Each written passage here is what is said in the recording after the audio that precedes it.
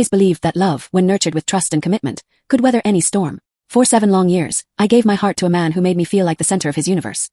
He laughed with me, cried with me, and stood by my side through every joy and sorrow. I never doubted him. Not once. He said all the right things, made all the right gestures, and painted a picture of a future so perfect I dared to believe it. We planned holidays, talked about children, and even looked at homes we might buy one day. I believed I knew him better than anyone ever could. I believed our love was rare, perhaps even unbreakable. But one quiet evening, when he told me he needed to work late again, something inside me shifted. It was subtle, like the softest whisper of doubt, but it was enough to make me question what I had never dared question before. Missed call. A photograph I was never meant to see. And then, a truth so devastating it shattered every memory we had built together. What I discovered in the days that followed tore through the very core of my being. But nothing could have prepared me for what I was about to uncover after 7 years of love and loyalty. It all began in the most ordinary way, at a bookstore cafe tucked in the corner of the city where I often spent my weekends. I was nursing a cup of coffee, lost in the pages of a novel, when he asked if the seat beside me was taken. He was charming, not in a showy or overwhelming way, but in a quiet, confident manner that immediately drew me in. His voice was warm, his smile effortless, and he spoke with a kindness that felt rare. We ended up talking for hours that day, completely forgetting the books we had come in for. It was the kind of meeting that felt like fate had gently nudged us toward each other. He told me he worked in corporate logistics, a field that required a fair amount of travel. He managed distribution channels for a large company, which meant his schedule was sometimes unpredictable, but it never seemed like a concern. In fact, it made him even more intriguing. He was worldly, always sharing stories of cities he had visited, cultures he had experienced, and cuisines he had tried. He made the ordinary feel magical. Whenever he returned from a trip, he would bring me a small token, a keychain, a scarf, a book in another language. These gestures, though simple, felt deeply personal, as if he had been thinking of me the entire time he was away. The early days of our relationship were filled with excitement and a sense of discovery. He made me feel truly seen. He remembered the smallest details about me, how I took my tea, which authors I loved, and the name of my childhood dog. He would surprise me with notes in my bag or texts that always seemed to arrive at just the right moment. His affection was consistent, steady, and unwavering. For the first time in my life, I felt emotionally safe. He seemed to know exactly how to hold me when I cried and how to make me laugh when the world felt too heavy. Friends would often tell me how lucky I was. They saw how he looked at me, how he included me in conversations, how he never made me feel like an afterthought. He was always attentive in public, always respectful, always present. I remember one evening when we attended a mutual friend's engagement party. A stranger had complimented our chemistry, saying we looked like a couple who had been together for decades. I smiled then, proud and grateful, never realizing just how much I was being fooled. His job, although demanding, never felt like a barrier to our connection. If anything, I admired his dedication and work ethic. He explained that his company was in a phase of aggressive expansion, and he was one of the few people trusted to handle high-level negotiations with international partners. This meant long hours, last-minute trips, and sometimes radio silence for a day or two. But he always returned, always explained, always made sure I never felt abandoned. When I questioned the irregularities, he would look me in the eyes and reassure me, saying, "You know you are my home." There were small things that, in hindsight, should have felt off. He never let me visit his apartment, claiming it was a temporary rental and always a mess because he lived out of suitcases. He said he preferred staying at my place because it felt warmer, more like a real home. I offered once to help him unpack to make his space more livable, but he insisted it was not worth the effort. He promised he would be relocating soon and that we could find a new place together once his work settled down. He also never introduced me to his family, saying they lived in another state and were deeply private. He explained that his upbringing had been complicated, that his parents had a strained relationship, and that he did not want to expose me to that negativity until he was sure about our future. I respected his honesty. I never pushed him. After all, everyone has their own timeline for sharing personal history, and I believed that patience was an act of love. We had conversations about the future, long and detailed ones. We discussed where we might live, how many children we might want, and even which names we liked. He once told me he could see us growing old together, sitting on a porch somewhere, still laughing at our inside jokes. That image stayed with me. It became the silent anchor in my moments of doubt, the proof that our love was real. He was always generous with his time when he was around. He planned weekend getaways, date nights, and thoughtful surprises. On my birthdays, he went above and beyond, organizing dinners with my friends, writing heartfelt letters, and gifting me things I had casually mentioned months before. He listened. He cared. He made it easy to believe that he was exactly who he claimed to be. Looking back, I now realize how skilled he was at weaving a narrative that kept me emotionally tethered. He had an answer for everything, a way of turning suspicion into guilt, of making me feel wrong for questioning a man who had, by all appearances, done nothing but love me. And perhaps that is what made the betrayal so devastating. It was not just the lies. It was the way he had built a world so convincing, so full of sincerity and affection, that I had no reason to believe it could all be false. I remember the first time I told him I loved him. We were lying on the floor in my living room, the soft hum of jazz music playing in the background. I said it quietly, almost fearfully, and he looked at me with tears in his eyes. He held my face in his hands and said, "I have been waiting for you my entire life." In that moment I believed him. I believed in the depth of his love, in the promise of forever. We took photographs everywhere we went, photos that captured us smiling under golden sunsets, laughing during rainy walks, and holding hands in quiet moments of joy. I would post some of them on social media, and he would always say he preferred to keep his private life offline because of his job. He claimed his company had a strict policy about sharing personal information online. I found it odd but not unbelievable. If anything, it made me admire him more, thinking he was being cautious and professional. Over time, the line between love and dependency began to blur, but I did not see it then. I relied on him for comfort, for reassurance, for a sense of belonging. He had become woven into every aspect of my life. My routines included him. My decisions considered him. My dreams were shaped around him. I truly believed we were walking the same path, hand in hand, toward a shared future. In the quiet moments, when we were just two people tangled together in a world of our own making, I never imagined there could be a lie lurking beneath the surface. I never questioned the man who held my heart with such care. But love, when built on illusion, becomes the most dangerous deception of all. And I, blinded by the warmth of what I believed was real, walked deeper into a relationship that was never what it seemed. At first, the changes were subtle. Small shifts in our rhythm that I attributed to the natural ebb and flow of life. He started missing more dinners. His phone began to ring more frequently during our quiet evenings together, and he would answer it with a practiced calm, stepping out of the room and returning with vague explanations. It was always a colleague calling from a different time zone, or a client who could not wait until the morning. Understood. He had always told me his work was demanding, that it did not follow the usual 9-to-5 structure. I reminded myself that this was part of loving someone whose career required flexibility and sacrifice. But then weekends, once our sacred time, began to slip away. He would tell me he needed to fly out for last-minute meetings or attend conferences that were suddenly added to his calendar. I wanted to believe him. I truly did. I knew how hard he worked, how dedicated he was. Still, something about the frequency of his disappearances started to feel strange. He stopped staying over as often, saying he needed to pack for early flights or prepare documents late into the night. He always promised to make it up to me. And he did, with flowers, thoughtful notes, or spontaneous dinner reservations. I told myself that love required understanding. I told myself that if I were in his shoes, I would want patience too. But something was changing in the way he behaved. His phone, once casually placed on the table or left charging on the counter, was now always with him. He began to keep it face down. He turned off message previews and enabled a passcode I had never seen before. When I asked about it, he laughed and said his company was enforcing new privacy protocols due to sensitive information. Made sense. It always did. He had a way of speaking that dissolved doubt, a calm assurance that made me feel silly for questioning him at all. Then came the first real fracture in my trust. It happened on a Sunday afternoon when we were supposed to spend the day together at a small art fair. I had been looking forward to it all week. He had promised me a quiet day. No phones, no interruptions. But that morning he texted to say he could not make it. Something urgent had come up at work. I tried to understand, though my disappointment was hard to hide. Later that day, scrolling absent-mindedly through social media, I noticed something odd. A mutual acquaintance had posted a photo at a brunch event. In the background, barely visible, was a man who looked exactly like him. The angle was not clear, but there was something unmistakable about the curve of his shoulders and the way he held his coffee. My heart paused. I stared at the photo for what felt like forever, trying to convince myself it was not him. When I showed it to a friend, she hesitated before saying, "It really does look like him." I called him, trying to keep my voice steady, and asked how his day had gone. He replied that he had spent most of it at the office, buried in reports. I said nothing about the photo. I wanted to trust him. I needed to trust him. But a quiet unease settled into the space between us that night, an invisible wall built on silence and suspicion. I began to notice other things. He would sometimes avoid eye contact when I asked simple questions. He became more guarded, less open about his schedule. There were moments when I would catch him staring at his phone with an expression I could not read. His brows slightly furrowed. His lips pressed tightly together. When I asked if everything was all right, he would smile too quickly and say he was just tired. My closest friend, Emma, pulled me aside one evening and said, "I do not want to upset you, but are you sure everything is fine with him? He seems distant lately. I do not see him around as much." I brushed her off with a smile, insisting that his job was simply more intense these days. I told her I trusted him. But even as I said the words, a quiet voice in my head whispered otherwise. There was a dinner where he seemed especially distracted. We were seated at a restaurant we used to love, but he kept checking his phone, barely touching his food. I asked him what was wrong, and he said he was dealing with a staffing issue that could not wait. I believed him, even though I hated how far away he seemed. That night, he left early, claiming he needed to prepare for a video conference. I remember sitting alone at the table after he left, staring at his unfinished plate and wondering when our conversations had become so hollow. One afternoon, while he was in the shower, I glanced at his phone. I had never felt the need to do so before.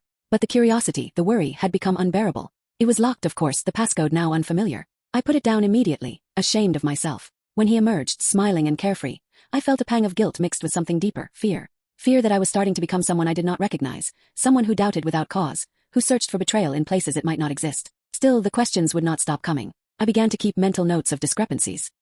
He would say he was in one city, but a tagged location in a friend's story suggested otherwise. He claimed to have been stuck in meetings, yet there were hours unaccounted for. Every time I tried to bring up my concerns, he would either dismiss them with a gentle laugh or turn the conversation around, making me feel insecure for asking. He never raised his voice. He never became angry. That was perhaps the most disarming part.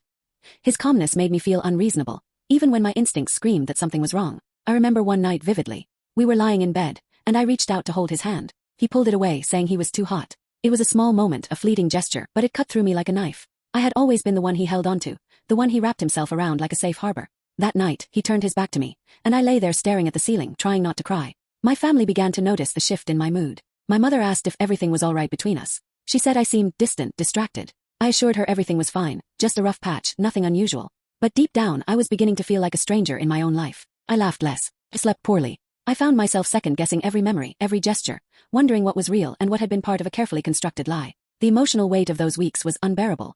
I oscillated between anger and guilt, suspicion and sorrow. I did not want to believe he was hiding something from me. I did not want to be the woman who had poured her heart into a relationship built on deceit. But the cracks were no longer small. They were widening, stretching across the surface of our life like fractures in glass. And no matter how much I tried to smooth them over, to tell myself I was imagining things, I knew, deep down, that something was terribly wrong. Held on to hope. Hope that there was a reasonable explanation. Hope that I was simply overthinking, letting my imagination get the best of me. I still loved him. I still wanted the life we had planned. But trust, once shaken, is hard to rebuild. And in the quiet hours of the night, when sleep refused to come, I began to wonder if the man I loved was not the man I thought he was. The thought terrified me. But it also began to prepare me for the truth I had not yet uncovered. There was a war beginning inside me. On one side, there was the woman who had loved deeply, who still clung to the hope that what we had was real, that the man who had looked at me with such affection could not possibly be hiding something as devastating as my instinct suggested.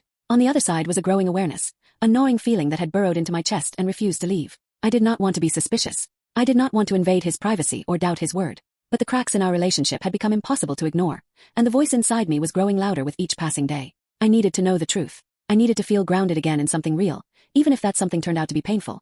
The first time I tried to verify one of his stories, it felt like I was betraying him. I told myself I was only doing it to ease my own mind, to stop the spiral of thoughts that had been consuming me. He had mentioned being in Chicago for a last-minute meeting over the weekend.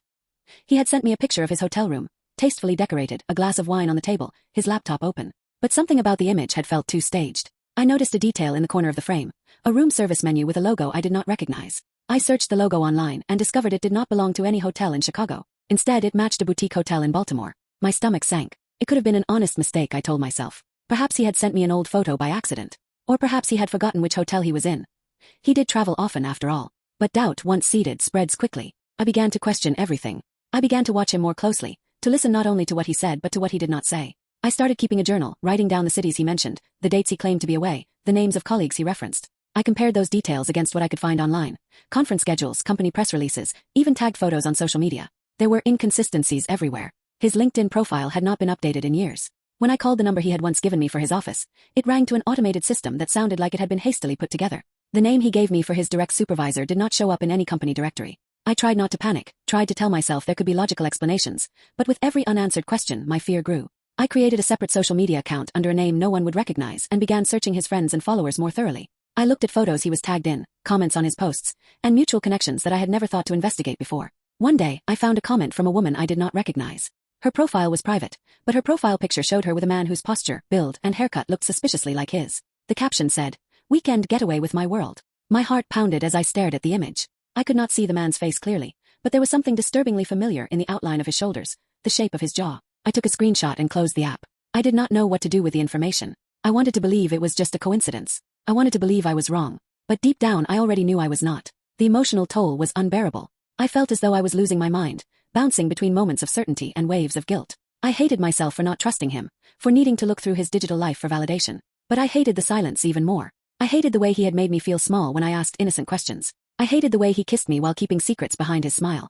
Late one night, unable to sleep, I remembered an old email he had once used when we first began dating. It was a personal email, one he had said he no longer used because he had created a new one tied to his professional contacts. On impulse, I tried to log in using a variation of his common passwords, combinations I had seen him use when unlocking his devices or ordering food from apps. After a few tries, one of them worked. I sat there in the dark, my hands shaking, staring at an inbox that had not been active in months. The most recent emails were unremarkable. Promotional messages, subscription updates, a few newsletters. But as I scrolled further back, I noticed a pattern. There were receipts for hotels in cities he had never mentioned to me. There were car rental confirmations and restaurant bookings under a different name. I clicked on one of the itineraries and saw that the reservation had been made for 2 people. Felt physically sick. It was not just a feeling anymore. It was real, tangible, written in emails and confirmed in dates and locations that did not match anything he had told me. There was another name too. An email address linked to someone I did not recognize, a woman whose name appeared repeatedly in travel plans and dinner reservations. I searched for her on social media and found her profile instantly. Her page was full of smiling pictures, soft captions, and posts about love and partnership. And there he was, my boyfriend, in her photos, holding her hand, kissing her cheek, celebrating anniversaries that overlapped with weekends he had told me he was working. I felt like I could not breathe. My mind raced through every moment we had shared, The weekends he had said he was exhausted from flying, the nights he had cut short with excuses, the stories he had told me about clients and late meetings. All of them now, stained with the possibility of betrayal. I looked at their photos and realized that they had a life together, one that mirrored the life I thought I had with him. Vacations, holidays, romantic dinners. They looked happy. She looked loved. But what shattered me most was not just that he had another woman. It was that he had a whole other life. A separate existence. One where I did not exist. I wanted to confront him right then. I wanted to call and scream and demand answers. But I stopped myself. I needed to know everything before I confronted him. I needed to be sure that I was not missing something, that this was not just a mistake or a misunderstanding. I had spent 7 years believing in this man. I needed to gather every piece of truth before I shattered the illusion entirely. Over the next few days, I gathered evidence. I printed emails, saved screenshots, noted timelines. I cross-referenced his travel stories with public data, finding discrepancies that were too glaring to ignore. I even downloaded a location tracking app, one that I could connect to his phone without triggering any notifications. I told myself it was wrong, invasive, but I needed to know. When the app connected, my heart stopped. That very weekend, the one he had told me he was flying to San Francisco for a leadership conference. His phone was pinging from a suburban neighborhood 2 states away. I zoomed in on the map and saw a house. A house with a driveway and a front yard and a family-sized car parked outside. It looked like the kind of home where people raised children, where people hosted barbecues and spent quiet Sunday mornings reading the newspaper. I stared at the blinking dot on the map and realized that the man I had loved for 7 years was not simply lying to me. He was living a double life. I did not cry. Could not. The pain was too deep, too raw. It settled into my chest like a stone, heavy and immovable. I sat there, staring at the screen, knowing that nothing would ever be the same. I was no longer searching for the truth. I had found it. It was staring me in the face with brutal clarity. Now came the hardest part, deciding what to do with it. Should I confront him immediately, armed with every fact and every lie? Or should I wait, gather more, and face him when I was completely unshakable in my knowledge? The truth was mine now. But I knew that once I revealed it, the fragile world we had built, the home, the dreams, the memories, would collapse. And yet there was no going back. Not now. Not after everything I had uncovered. The man I had loved was not who he claimed to be. The life we had shared was not what I thought it was. I had lived inside a beautifully crafted lie. And now, standing at the edge of that illusion, I was preparing to tear it all down. It was a Thursday afternoon when everything fell apart. I had already been carrying the weight of suspicion for weeks. Every day felt like I was walking across a cracked sheet of glass, and I knew that at any moment it would break. I had proof. I had timelines that did not match, photos that told stories different from the ones he had given me. I had the map on my phone that showed his location in that quiet suburb, not at the conference he had sworn he was attending. But still, part of me clung to the tiniest hope that there could be another explanation, that somehow, someway I was wrong, that I had let fear build a narrative that was not real, that I had misunderstood. But that afternoon the hope died. I sat in my car parked 3 houses down from the one the app had led me to. I had driven there after telling my boss I was sick. I could not sit at work pretending that I was fine, not when I knew what might be waiting for me at the end of that drive. I had never been to this neighborhood before, but it was easy to find. The house was painted soft beige, with white shutters and a well-kept lawn. A child's bicycle rested on the driveway. There was a welcome mat with the word home, printed in cheerful cursive. A dog barked from somewhere behind a fenced yard. It looked like the kind of place people built lives, the kind of place where laughter echoed in the evenings and holidays were celebrated with paper decorations taped to the windows. I waited for what felt like an eternity, and then I saw him. He stepped out of the front door, holding a grocery bag in one arm and reaching back to hold the door open. A woman followed, laughing at something he said, and behind her came a little girl, perhaps 5 or 6 years old, bounding down the steps in a pink jacket with cartoon characters on the front. She ran ahead of them, jumping into a pile of leaves on the grass, and he smiled, crouched down, and scooped her up into his arms. He kissed her cheek. The woman, smiling, leaned in and kissed him too. I stopped breathing. It was not just the kiss or the family scene. It was the comfort in their movements, the familiarity. He belonged to them. That was not the face of a man sneaking around. That was the face of a man living a full life, a settled life. He carried himself like someone who came home to this every day. And I was the stranger, the secret. I sat there frozen, unable to think. My entire body felt numb, like I had been dropped into freezing water. My hands trembled as I reached for my phone and took a photo. Proof, undeniable and irreversible. Then I opened the app again and saw his location still pinging from the same address. I scrolled through the email account I had accessed days earlier, hoping to find something more. I went through folders I had missed, and there it was. An email labeled, Kindergarten Enrollment Confirmation. It was addressed to both of them. His name and hers listed as parents. There was a scanned copy of a birth certificate attached. His name was on it. The child's last name was his. I clicked on the document and stared at the tiny digital signature. It was his. It was the same name he had signed on cards he had given me, on receipts I had watched him scribble at restaurants. I could not stop looking at it. I had no tears left. My body ached from holding in too much for too long. I leaned my forehead against the steering wheel and let the silence press down on me. Every lie he had told began to replay in my mind, one after the other like broken glass tumbling across a tile floor. The business trips, the late-night meetings, the missed holidays and the weekends he could not make it to family gatherings. All of it was perfectly timed to fit around this other life. I remembered the New Year's Eve he had said he had food poisoning and could not come over. I had spent the night curled up on my couch, watching fireworks alone. I had felt sorry for him, even brought him soup the next day. Now I wondered if he had spent that night holding that little girl on his lap, counting down the seconds until midnight while I sat in the dark waiting for a text that never came. I thought of the weekend he said he had to fly to Seattle for an urgent client meeting. He had texted me a photo of the view from a hotel window. Now I knew he had never been to Seattle. That photo had been taken from a stock image on a travel site. The real reason he had been unreachable that weekend was because he was celebrating his daughter's birthday. I found the photos in one of the folders. Birthday streamers. Cake shaped like a cartoon unicorn. There he was, smiling in the background, wearing a party hat and holding a camera. The woman beside him looked radiant, the kind of happiness that only comes from feeling safe and deeply loved. They had no idea I existed. That realization was what truly broke me. If I had been just another affair, someone he saw in secret for a few months, I might have been able to tell myself it was a mistake, a lapse in judgment. But I had been with him for 7 years. I had shared my dreams with him. I had planned a future with him. I had introduced him to my family, to my friends, to everyone who mattered in my world. And he had hidden me like a shameful secret. He had another home. He had another woman. He had a child. He was not living a lie. He was living 2 separate lives, and I was just one part of it. I stared at the little girl's face in the photo. She looked nothing like me but everything like him. Same eyes, same crooked smile. She was innocent in all of this, completely unaware of the destruction her father had left behind in his pursuit of pretending. I could not blame her. I could not even blame the woman who stood beside him, wrapping an arm around his waist. She looked like she loved him fully, and why would she not? He had probably never given her a reason to doubt. I was the only one drowning in confusion, the only one questioning my sanity. In that moment, something inside me hardened. I had spent too many nights crying. I had spent too much time feeling small, blaming myself for asking too many questions, for doubting the man who swore he loved me. But now I had the truth. Not in theories or suspicions, but in photos, documents, and names. I sat in that car, watching them disappear inside the house, and felt a quiet calm settle over me. There was no more guessing. There was no more wondering. It was time to confront him. It would destroy everything. It would unravel the stories he had spent years weaving. It would expose him as the liar he truly was. I would lose the man I had loved for nearly a decade. But I could no longer live in this half-truth. I could no longer carry the weight of secrets that were not mine. He had built 2 lives on a foundation of lies. I was going to shatter it. The drive back to my apartment felt like I was floating outside of myself, like I had been unplugged from reality. My hands were gripping the steering wheel, but I could not feel them. The lights on the road blurred through my tears, and my mind raced through 1,000 thoughts, none of which made sense. My body felt heavy, and my heart ached in a way I had never experienced. There was a distinct line between the life I had lived until that day and everything that was about to come after. I had crossed it. There was no going back. I waited until the following evening to confront him. I wanted to do it when he was supposed to come over, when he would walk through the door expecting everything to be normal, expecting me to still be blind. He arrived carrying a bottle of wine and takeout, smiling as if the world had not just come crashing down. I opened the door and stepped aside. He greeted me with a kiss on the cheek, and I let him. He set the bag down on the kitchen counter and asked how my day had been, what movie I wanted to watch.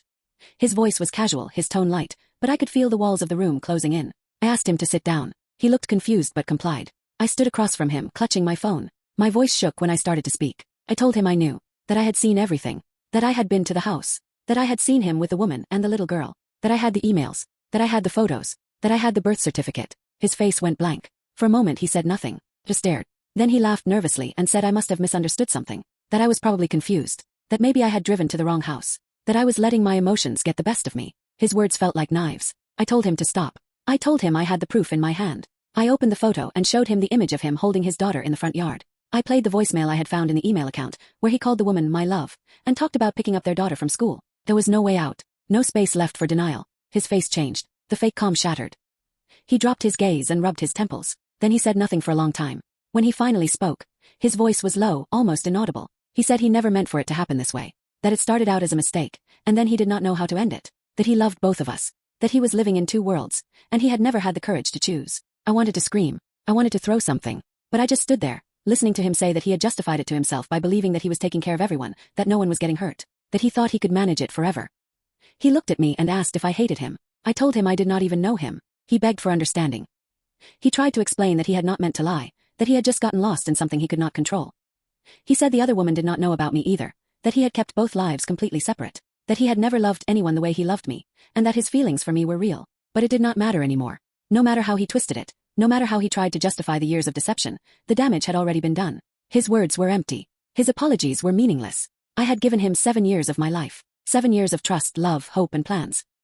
He had taken all of it and fed it into a lie that had grown so large it finally collapsed under its own weight. My hands were trembling, and my chest felt like it was caving in. I told him to leave. He tried to stay. He cried. He said he could fix it, that we could figure it out. But there was nothing left to fix. After he left, I collapsed onto the floor. My body gave out and I could not stop sobbing. It felt like I was mourning someone who had died, but the worst part was that he was still alive. He was just someone else. Someone I never truly knew.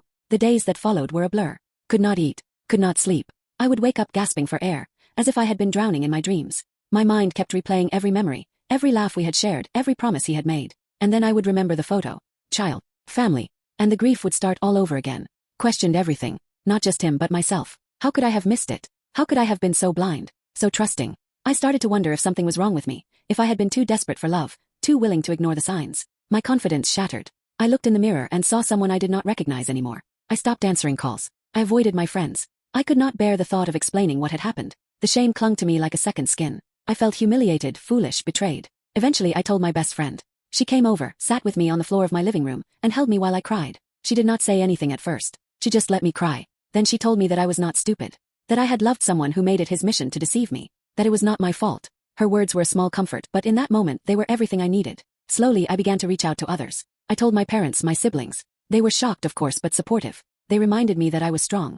That I had survived something unthinkable. That I would get through it. But the nights were the hardest. I would lie in bed and stare at the ceiling, wondering how many times he had kissed me goodbye and gone straight into someone else's arms. How many lies he had told with a straight face. How many moments he had spent with me while planning birthdays for his daughter. I felt like my entire reality had been a stage, and I was the only one who did not know it was a performance. I started seeing a therapist. I needed help sorting through the pain, the confusion, the anger. I needed someone to help me untangle the knots he had left behind in my mind. The therapist told me that betrayal of this magnitude could feel like trauma, that it could take months, even years, to heal, that I needed to be patient with myself. But patience was hard. I wanted to move on. I wanted to wake up and feel whole again. I wanted to erase the last 7 years, to start over with a clean slate. But the memories were always there. The life I thought I had built was always there, haunting me like a ghost I could not outrun. One evening, I went through the drawer where I had kept all the mementos of our relationship.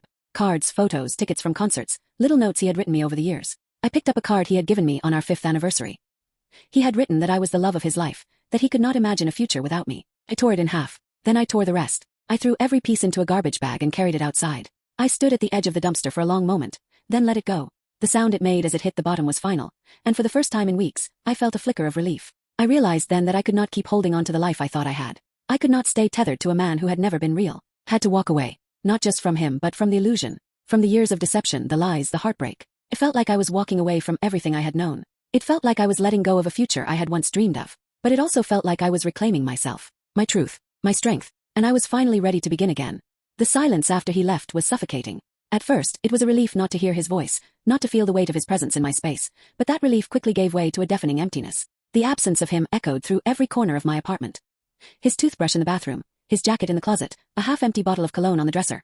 All of it became reminders of the lie I had lived. I threw them out one by one, not in a dramatic purge, but over days, each piece discarded quietly, like removing splinters from a wound too deep to touch all at once. I spent the first week mostly in silence. I did not play music. I did not turn on the television.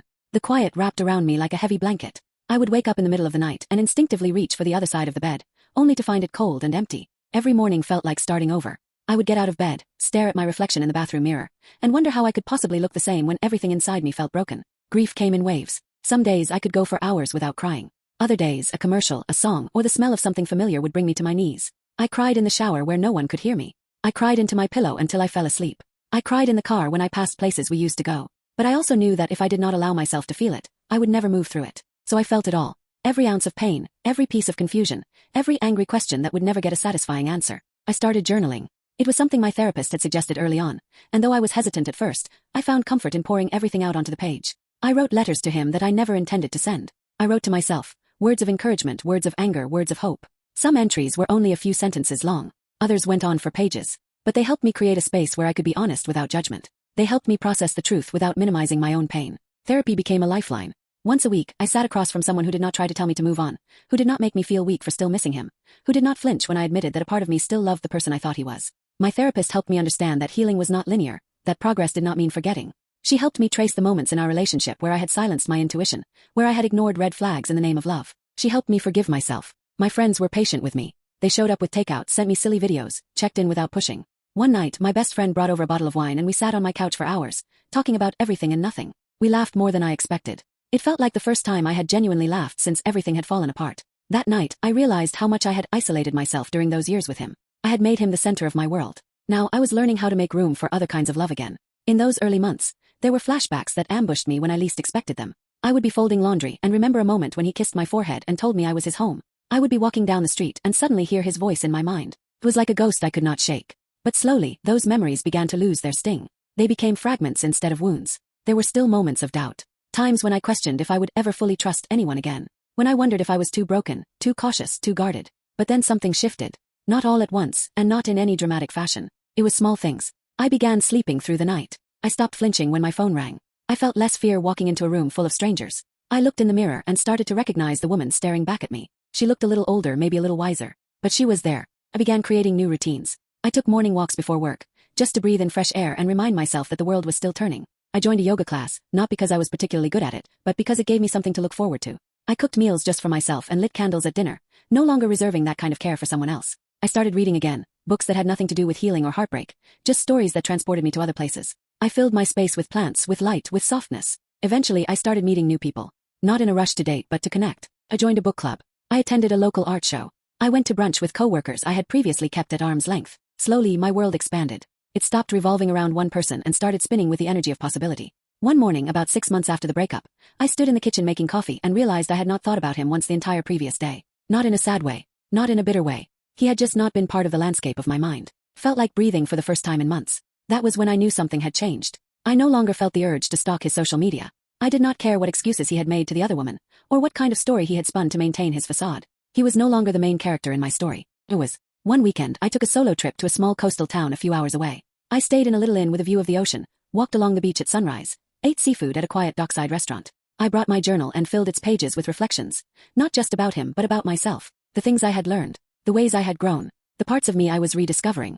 I remembered how I used to be before I met him. Independent, curious, fierce. I remembered the dreams I had shelved to make room for a relationship that was never what it seemed. And I began to pick those dreams up again, one by one. I applied for a certification course I had been putting off for years. I began to seriously consider moving to a new neighborhood, one that felt more like the life I wanted to build. I started saving up for a trip abroad. I gave myself permission to think about the future again, not as a continuation of the past, but as a brand new story. There were still hard days. There were still tears. There were still moments when the betrayal felt fresh again.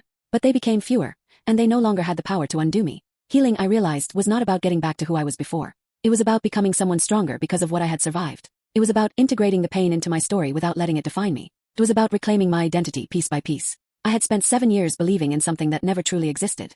But from the rubble, I had begun to build something real, something mine. And for the first time in a long time, I was proud of the woman I was becoming. There are moments now when I sit quietly with myself and marvel at how far I have come.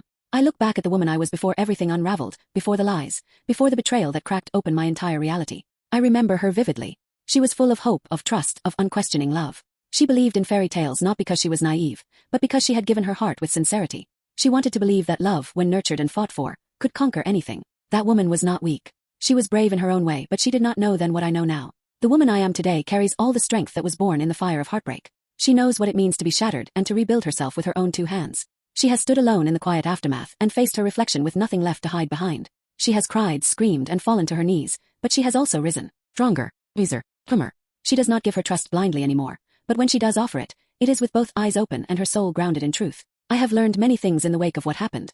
The first is that betrayal does not define the betrayed. It defines the betrayer. For a long time I questioned myself, replaying every moment of our relationship, wondering how I missed the signs, how I allowed someone to lie to me so deeply. But I have come to understand that love requires vulnerability, and vulnerability is not a flaw. It is the essence of connection. What he did was not a reflection of my worth, but of his own cowardice. I have also learned the importance of boundaries. There were so many moments when I silenced my intuition, when I dismissed my own discomfort in favor of keeping the peace. I prioritized his explanations over my instincts. That will never happen again.